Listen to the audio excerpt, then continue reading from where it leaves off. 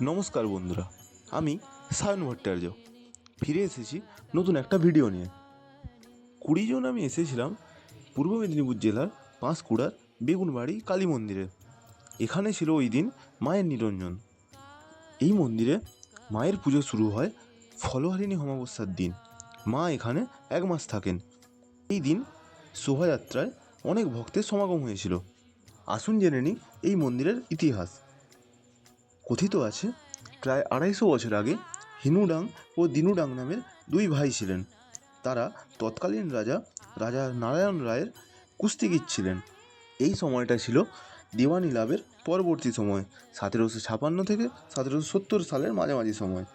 এই সময় কলেরার খুব প্রকোপ ছিল। তারা 2 ভাই কলেরায় আক্রান্ত হয়ে পড়েন।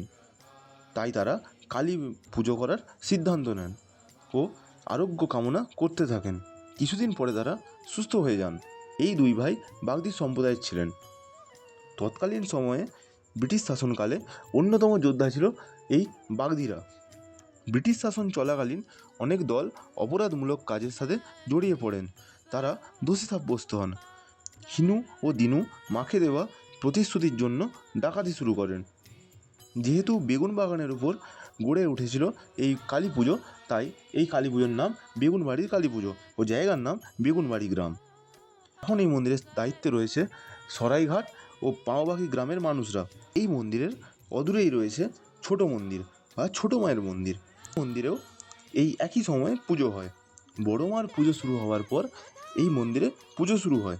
এই মন্দিরের পরিচালনায় রয়েছেন ফতেচক উড়াগড় গ্রামবাসীবৃন্দরা। ভিডিও ভালো লাগলে লাইক, কমেন্ট, শেয়ার করতে ভুলবেন না। কমেন্টে লিখবেন জয় মা কালী। ধন্যবাদ।